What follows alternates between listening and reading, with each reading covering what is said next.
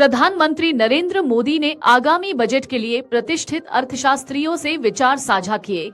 केंद्रीय वित्त मंत्री निर्मला सीतारमण 1 फरवरी 2025 को लोकसभा में बजट पेश करेंगी। बैठक में नीति आयोग के उपाध्यक्ष और मुख्य आर्थिक सलाहकार भी शामिल हुए।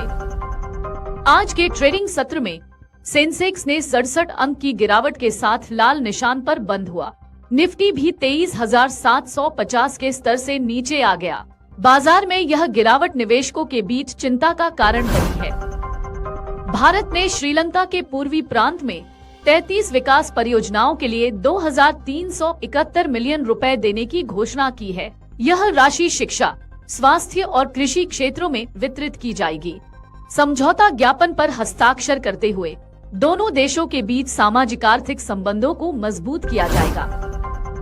2024 में भारतीय अर्थव्यवस्था ने वैश्विक अनिश्चितताओं के बीच 8.2% की जीडीपी वृद्धि दर्ज की। मजबूत घरेलू मांग और सरकारी पहलों ने इस वृद्धि को संभव बनाया। विदेशी मुद्रा भंडार 704.885 अरब डॉलर के नए उच्च स्तर पर पहुंचा। हालांकि महंगाई एक चिंता बनी हुई है। वित्त मंत्रालय के आंकड़ों के अनुसार वित्तीय वर्ष 2024 से 25 की पहली छमाही में केंद्र सरकार ने बजट में प्रावधान किए गए प्रभावी पूंजीगत व्यय का केवल 37.28% उपयोग किया। कुल सरकारी व्यय 21.11 लाख करोड़ रुपए आका गया है, जो बजट के अनुमान का लगभग 43.8% है।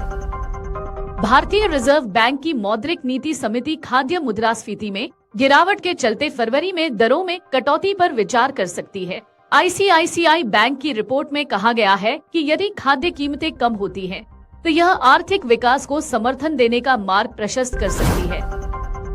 प्रवर्तन निदेशालय ने महाराष्ट्र के ठाणे में 55 लाख रुपए का एक फ्लैट जब्त किया है, जो दाऊद इब्राहिम के भाई इकबाल कासकर के सहयोगी के नाम पर है। यह कार्रवाई पीएमएलए के तहत की गई है। फ्लैट पर कब्जा लेने की प्रक्रिया हाल ही में पूरी हुई है, जबकि कासकर वर्तमान में जेल में है। घरेलू शेयर बाजार ने मंगलवार को सकारात्मक शुरुआत की।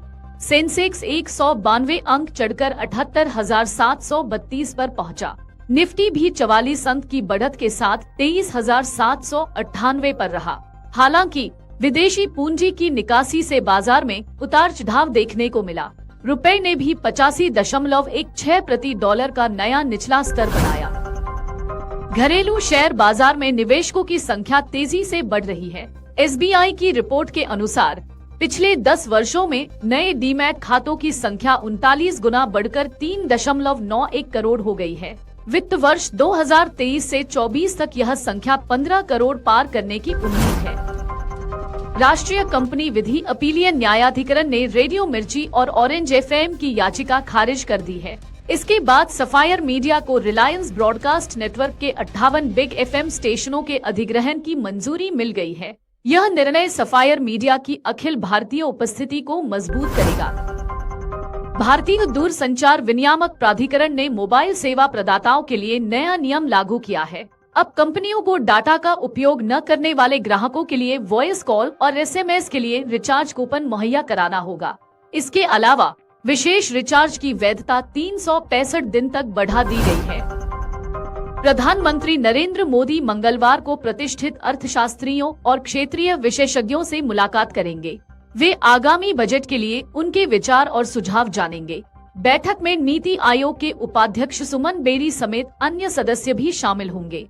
केंद्रीय वित्त मंत्री निर्मला सीतारमण 1 फरवरी 2025 को बजट पेश करेंगी। सोमवार को राष्ट्रीय राजधानी में सोने की कीमत 570 रुपए बढ़कर 78,700 रुपए प्रति 10 ग्राम हो गई। चांदी भी 1,850 रुपए की वृद्धि के साथ 90,000 रुपए प्रति किलोग्राम पर पहुंच गई। स्टॉकिस्टों और आभूषण विक्रेताओं की खरीदारी से कीमतों में यह उछाल आया है।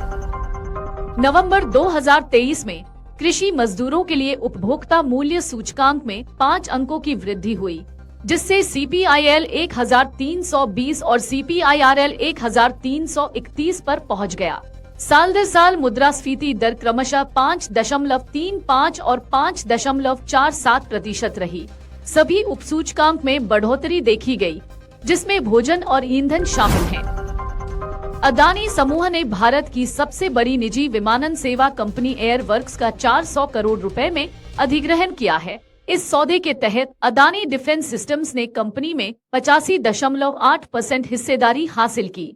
यह अधिग्रहण नागरिक और रक्षा विमानन क्षेत्र में अदानी की क्षमताओं को और बढ़ाएगा। अगर आप ये वीडियो YouTube पर देख रहे हैं तो हमारे चैनल को सब्सक्राइब करें और बेल आइकन को दबाना ना भूलें। अगर आप Facebook पर ये वीडियो देख रहे हैं तो हमारे पेज को लाइक करें।